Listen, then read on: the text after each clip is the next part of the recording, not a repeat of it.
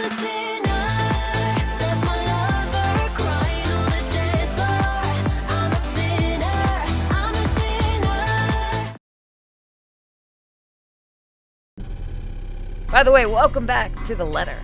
Black tendrils twist and coil around my limbs. Soft footfalls echo from the far distance, scurrying, scampering, moving in odd rhythms with the sharp, piercing notes of her laughter. A scream threatens to burst out of my throat, but my throat closes off. Ever so slowly, a chill seeps into my nerve, and my body washes away every sensation in me apart from one. Oh, I forgot to mute Discord. It was the fear of forgetting to mute Discord. No, I actually did forget. I'm glad I caught it. There is only fear. Once again, her laughter echoes, a sound both bitter and unforgiving. It is the last thing I hear before she reaches for me. Yeah! The ground trembles. The world slows to a stop. Hey, look, it's their logo, the little sheep. Morning breaks in a blur, mess of vivid shapes and colors. Oddly, there is no feeling of terror or confusion gripping me, despite the vague images that has driven me from sleep. Awareness kicks in shortly, though slow and sluggish. I blink away the last remnants of unconsciousness from my eyes. The early morning light already streams from the open window, and when the memories set in, and the room finally comes into focus, Isabella's apartment. Pushing myself upright, my eyes wander idly towards her prone form. She's hunched over the coffee table, both her arms under her head while she continues to rest. Then to the chaos of papers and folders we've left scattered over it, before sleep has claimed both of us. We bunkered down here last night after both our nerves have calmed down. Mine, for the most part. Staying together was an unspoken invitation.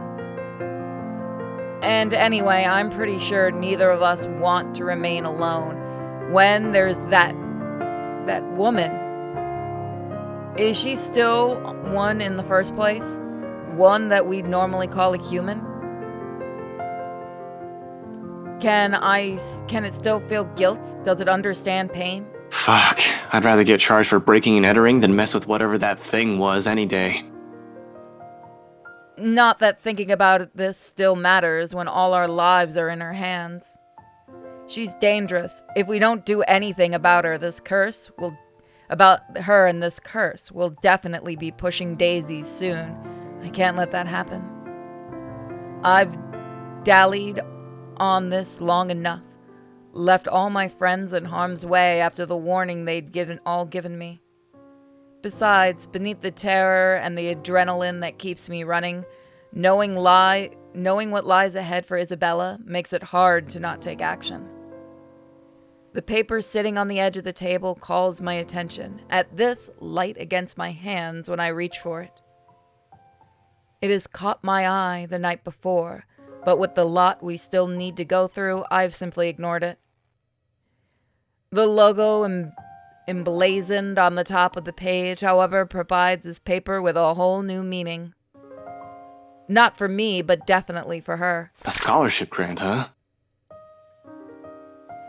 I've only ever heard her talk about this once or twice, completing her degree, that is. She rarely goes about it in great detail, preferring to keep it to herself. Perhaps it's the fact that she thinks she's already too old to chase after it. It's been 5 years after all, and I've caught enough snippets of conversations between her and Zach to know she's never given up on it. Despite how things have panned out with her father, she's one step closer to this part of her life. As silly as this may sound, coming from a friend, I'd like to give her the chance to have this. Whether this means stepping out of my comfort zone and figuring out what the deal with this curse is, I'll do so. If only to see the same smile on her form from that time again. I can't read today. These days, the only moment she seems to show it is when she's sleeping, like right now, no matter how uncomfortable she appears. A smile of my own forms, Despite this, when I glance at her sleeping form again, she hasn't moved since, her shoulders raising and falling in a slow, even rhythm with her breathing. You won't think she has a problem this way. If only that were true. Sighing, I place the papers back where I got it, careful so I won't accidentally wrinkle or damage it in some way, and finally push myself off my makeshift bed. Isabella shifts when I carry her from the floor over to her bed, but doesn't wake, simply tucks herself comfortably under the covers when I pull her over. Briefly, though, she mumbles something to herself and draws in another deep breath. Becca, Ashton's being dumb again.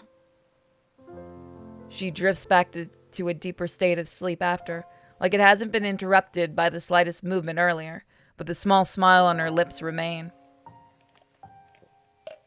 One I find myself returning in kind. Who sleeps like a rock now? It's better this way. Better to leave her to her dreams for the moment, which I hope are better than the ones I've had. She'll have time to worry about our problems later when she wakes up. For now, this'll be another thing I don't want to take away from her. A moment of respite, no matter how fleeting. She deserves it. Everything she's been through. What I've put her through. In the meantime, I still have 2 other people I need to check with. Isabella will definitely get in a tizzy if I don't check on them. Cold Luxborn air greets me upon stepping out of the hallway. Not unusual in itself. This is what Luxborn weather is supposed to be. A bit cold, damp for most part, and more often than not terribly drab with an occasional sprinkle of rain every few hours. The sky is still clear, but I'll give it a day or two before the weather takes a turn for the worse. I've complained about the awful rain for years, despite having lived here my entire life. I have to admit, though, seeing it return to the usual feels extremely reassuring. At least something's still normal in the world when I can no longer think of the same for the situation we're in. A nightmare, that's probably all this is. Usually, I'll say I've been through worse, but that's simply another lie I've often told myself, isn't it? And I've fed myself a great deal of lies through the years just so I won't have to think about it the next day. Maybe we won't even have this problem if I haven't been running away and ignoring things, hiding them someplace no one will see, because I've since believed doing so is show of weakness. The fuck do I know about ghosts, though? What does Zach, what does Rebecca? Z-Man has mentioned dreaming about a woman. Whether it's the same one we've been seeing, I have yet to ask. Bottom line, he likely knows as much about this as I do. Hell, Rebecca probably is in the same boat, grasping for anything that might provide an answer, a way out of this. What can any of us do? All of us lack any understanding of what's happening. One thing's clear about this, however, that thing is after us, because of the letter. Both Rebecca and Zach have seen it too. She'll go after them as well. Yet here I am, walking up Becca's door, one slow step at a time, a stalling tactic to allow myself some time to put the mess in my head in a better order. How to phrase this when there's a 90% chance she's still pissed about a whole different matter. It's the only reason we didn't check on her last night, aside from the ungodly hour Isabella and I arrived. We'll only alarm her by showing up at her home in the middle of the night, acting like a babbling lunatic, and her anger can last quite a while. These days, it seems, the only one she can easily forgive is Isabella, but even with her, Becca's fuming still takes hours. I run my hand through my hair and straighten out my jacket before knocking once, twice, and 3 times just to be sure she heard me, even if she's asleep. She's usually awake by now, though. Hey, Becca, it's Ash. Open up. Don't tell me. Oops. Second tick by. No answer for her. A dread has started to creep up. I've been trained to handle dire situations, but the feeling has been doing that quite frequently since last night.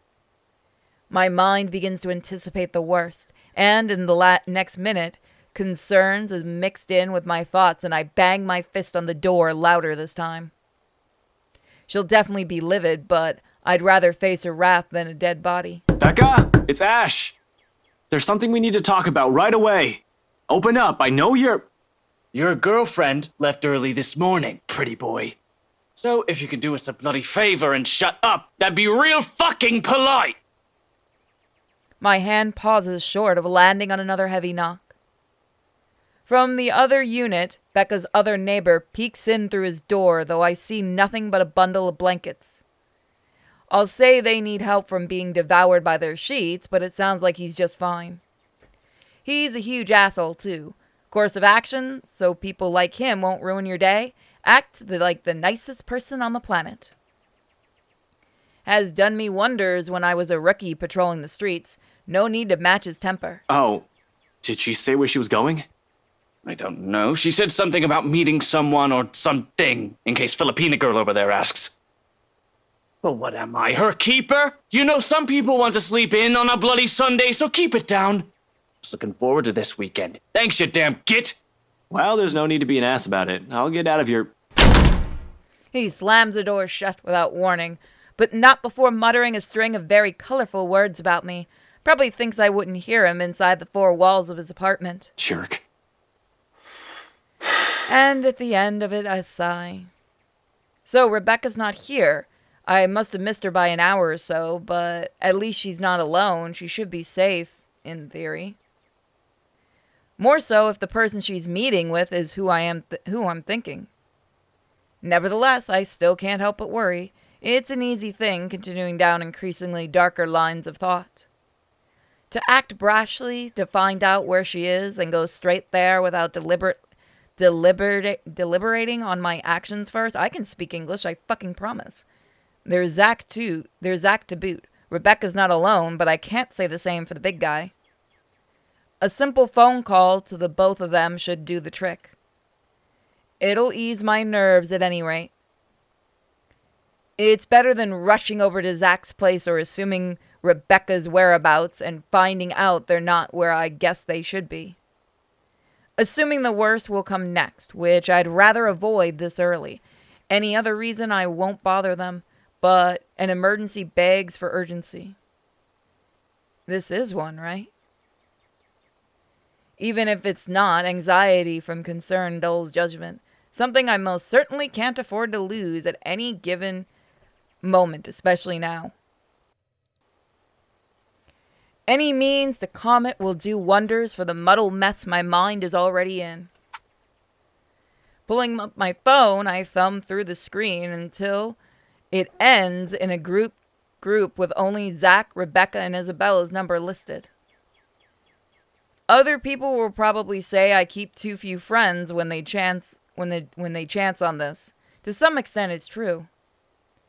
I can easily name about 100 people I've been acquainted with through the years. College blockmates from uni, neighbors, those sorts of people. They all come and go. But these three have chosen to stay for some reason, without wanting or asking for anything. Unlike the others, none of Zach's kindness, Rebecca's patience, nor the sincerity in Isabella's eyes. One day, these guys are just there, and the next thing I know, being with them eases it. That heavy, somber feeling lingering in the air when you stand alone in your apartment, or something as simple as spending your day off without them. I'll say it's loneliness, but this carries much more depth than that. If I can help it, I don't want to lose any of them to some stupid curse. A phone call may be the last comforting thing at the moment. Honestly, I prefer being in the same room with them right now, but I'll take what I can get. Becca first. She'll get angry at me for worrying about her. She isn't some helpless damsel in distress after all.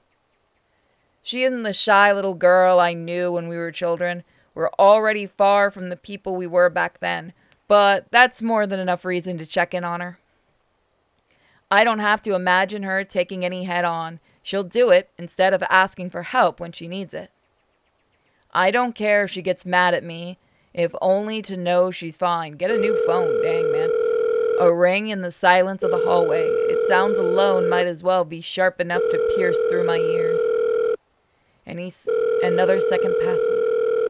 2, 3. But when on the 9th ring, it goes straight to her voicemail. A cold feeling instantly lodges in my stomach. Rebecca Gales here. You've reached my voicemail. Sorry if I can't get to you right now. Oh, and if this is Isabella, yes, you're free to reheat the food in my fridge. Otherwise, leave a message. Probably just busy, that's all. Though I still barely manage to keep my voice even when I speak. Hey, Becca, call me back when you're free. We need to talk. ASAP. Becca will be alright. Is alright. She's safe. She's with someone else.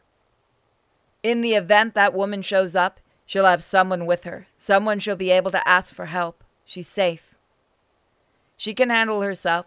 Becca might have a fiery temper, but she knows when she's faced with something she can't handle herself. Becca will see my missed call and she'll call me back. Though I don't express it enough, Becca is someone I consider important to me. She's been my friend for the longest. Anybody else would have been fed up with me and left. The girl stuck by me no matter how big of a jerk I've been. There's Zach and Isabella now too, of course. I've always been thankful of having them around. The worst times before, however, Becca was there. No one believes it when I say it, but I've surely had my awful moments as a bratty kid and as a horrible teen. Issues, I've too many of them to count and refuse to deal with for a time. At least that's what Andrew likes to tell me. I tend to think of nothing of it. It has mellowed down over the years, thanks to the professor mostly. But at times, I do wonder if it still burdens me the way it did all those years ago. After all, I was terrible, especially around the times of my parents' separation. Looking back at it now, I had no reason to direct all my frustration toward everyone else. Well, I wasn't a kid who lashed out at anyone, preferring to keep it to myself and turning those negative feelings into more productive things. I've grown distant from a lot of people because of it. From my old friends back in my old school and the neighbors I've hung out with before moving. A habit I've likely brought with me into adulthood. I was just so angry with everyone and everything. All I kept thinking about was myself, wondering why me. In retrospect, I was a selfish little bastard who thought the world revolved around me. Well, yeah, you were a kid. They all think that. That I shouldn't have been going through it. I believed my behavior was entitled, that I had the right. Tough times, but she stuck with me, snapped me out of my little sulk, as she often phrases it, whenever she sees the chance to bring it up. She didn't tolerate my bullshit. She didn't leave me alone either. If anything, the whole thing made her stick around. Her concerns may have grown a bit overbearing as the years went by, but she's still an old friend nonetheless. I owe her a lot. That won't change. Damn it. Where are you, Becca? Another message left on her voicemail, and then my third call, and I hang up. For the time being, I can't do anything more than wait for her to return my calls. Worrying aimlessly won't get me anywhere. Zach, on the other hand. That guy attracts trouble no matter how much he tries to avoid it. Doesn't help how he hasn't been too hot lately with a lot of people. His mention of plans yesterday doesn't sit too well with me either. He might be the next responsible adult after Rebecca, out of the 4 of us, but I've still got to check on the big guy. Make sure he's doing okay at the very least, whatever he's planned on doing. All I'm asking for is not to be idiotic. He's a sensible guy, I'm sure. However, desperation clings and pushes people to do things. Rational or irrational, it doesn't matter. Clear thinking flies out the window the moment you're in danger, and I sincerely hope has not found himself in a tricky situation. His phone doesn't even ring before he answers, or his voicemail at least. Hey, it's Zach. Well, a voicemail anyway. I'll get get back to you as soon as I can. So, just leave a message, yeah? And no, Ash, you're not allowed to lockpick your way into my apartment again. Just do what any other decent human being does and call if I'm not around. Thanks. Did he turn it off? Why? I don't want to assume the worst yet. Maybe he's just forgotten to charge it? Can't be.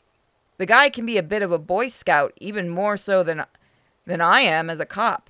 He's the type who has an extra battery or a power bank in his bag, even if he ever needs it. And he always does. He won't say anything or brag about it, but he's got quite the roster of VIP freelance clients. He won't just leave his phone dead in case he's on the field, practically when people will likely be looking for him. He always leaves his connection open whenever clients or his friends need him. Zach is reliable like that. Why isn't anyone answering?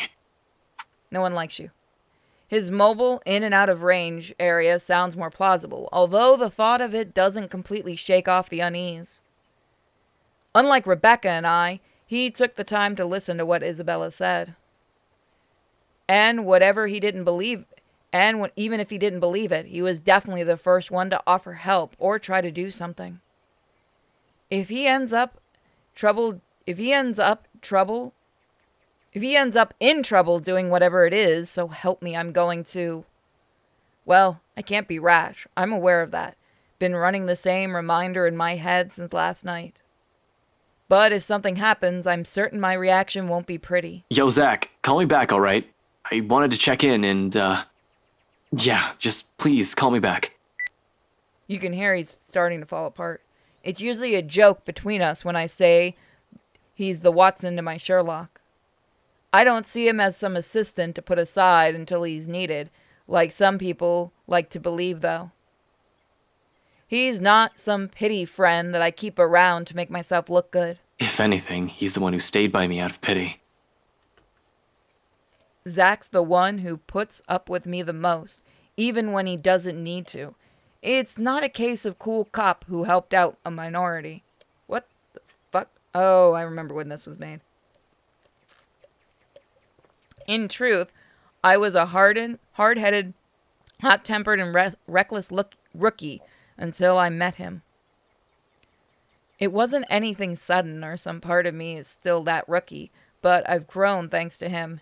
He tempers that part of me. Considering how our first impression went, I'm lucky he stuck around. Becca and I may have spent a lot of years together as children, but Zach, he's probably the closest thing I'll call to a best friend, though it's more than that. A camaraderie no words can express. It's called a best friend. He has my back and I'll always have his. He's a brother I've never had the luck of ever having, only child and all. And I have every reason to worry about my brother.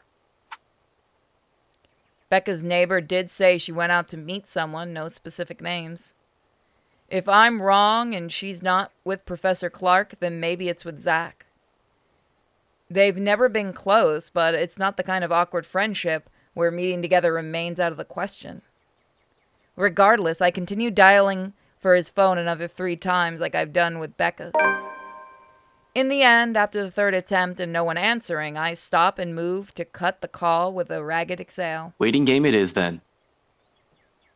I've been trained for those. Hell, I'm used to them, just not when it comes to people I'm close to. Much as I keep reminding myself to maintain a level head, it's a whole different matter when it's someone you know. Personal feelings will likely get involved at some point. It's starting now, actually, with the anxious strings coiling and uncoiling, causing a racket inside my stomach. That's exactly when the line finally connects. Before he even speaks, my question has already slipped out, including every pent-up worry and tension in my body. Where are you? The line's choppy, though. I can still make out the words he's saying, nothing to worry about then. He's just someplace where network coverage is shitty. Can't imagine we're at this time of morning, though. Did he go out for a jog? What was that, Ash? Could you repeat that? Signal shitty here. I asked, where are you? Hell, Zach, I've been calling your number for a good 20 minutes now. What kind of shithole did you get into? I mentioned that to sound as friendly as possible, to keep things light at least. Instead, only frustration shows in my tone. Good morning to you, too. I should be asking you that question. I've been looking all over the mansion for you. I thought you'd be... What mansion? Do I really need to answer that? Why are you even... Please don't tell me that's his plan. A morning visit to the mansion? Where Luke Wright is? Of all the pig-headed things to do right now, it's the best thing he can come up with, breaking and entering. I've got plenty of reasons to rail at him right now, although no matter how much I want to give him a piece of my mind, fortunately it's not the time. No, wait. Just get your ass to Isabella's place and hurry. He paused for a moment, a second of indecision while he seems to contemplate his options. How urgent is this? In truth, the question, the hesitation, and the indecision in his voice has caught me completely off guard, and understanding dawns on me. His decision to go there isn't one born out of stupid impulse. He must have found something. However, no matter how urgent it is, he still shouldn't have gone there, alone that is. Despite myself, in that split second of comprehension, I allow it to show. A weakness. A simple request brimming with every unease and disquiet causing turmoil within me since last night. It bears a selfish hope that he'll understand, even though the unstable signal that whatever's keeping him there, he'll be willing to set it aside for now. Pressing enough for you to stop asking questions and get yourself here. Please, Zach. Silence fills the other end of the line again. For a long time, I assume he won't heed it, and I'll have to drive there myself just to drag him away from whatever danger he's skirting. Thankfully, he agrees. I'll be there in a few. An hour or two tops. Thanks. I'll see you. Relief washes over me as soon as the call ends. Normally, I don't let myself a moment of respite in times like this. Gotta stay alert. Rebecca's still out there, has yet to return any of my messages. But for the moment, I relish in it. This is probably the first time I've permitted myself to do so since last night. Even the muscles in my shoulders have been complaining from all the tension I've taken on. It still annoys me that all I can do now is grit my teeth and trudge back to Isabella's apartment. Useless. That's what I am in the face of this. A mad dash around Luxbourne and Aslam isn't going to help things. It's not like I'll simply stumble across them on the side of the road during a drive. If that happens, I will laugh. This city's too big of a place for one person to go searching for only two people. I'll be lucky if I even glimpse the hair of either of them.